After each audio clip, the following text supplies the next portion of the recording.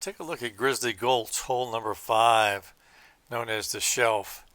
And I'm just going to talk about my approach as I play here. There's basically two different approaches, two different discs that I use depending on the wind. So in this case, I have a little bit of a headwind. I'm going to use the glide skip rive, put the top chevron about so, and I'll put some text somewhere here about adjustments to the release angle, but probably go about a half a disc worth of hyzer here, and let's see how that works out. And my goal is to skip off of that bank right there,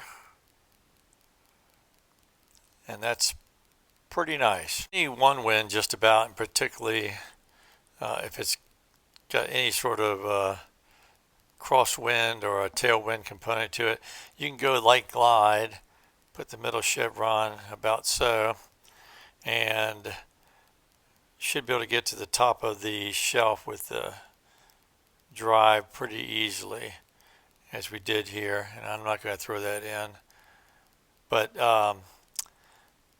it's worth noting too that you don't get more than a 3 wind here. I got another kind of favorable wind, so any one wind, like I say, the light glide's going to get you on top of this shelf pretty nicely.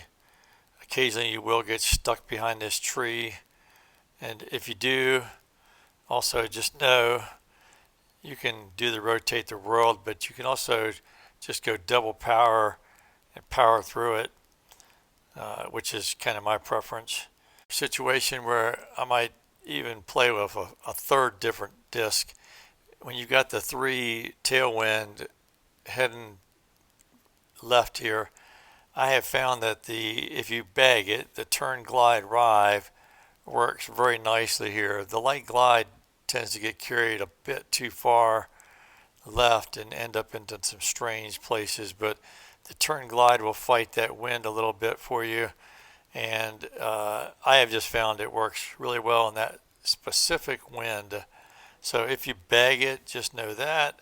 So that's a third disc still. The most challenging wind on this hole, the 3 wind, which is the max wind, and it's a headwind out of the left. I'm going with the glide skip rive.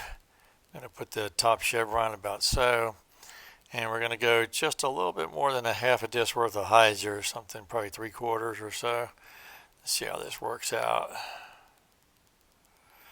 I want to get that, skip off this bank right there, and that's pretty good. I take that every day of the week, and it got a nice easy eagle look. So that is Grizzly Gulch hole 5. Hope you learned something. I know it's a lot of variables there, but that's what I have found works best. So practice it, and we'll see you around the valley.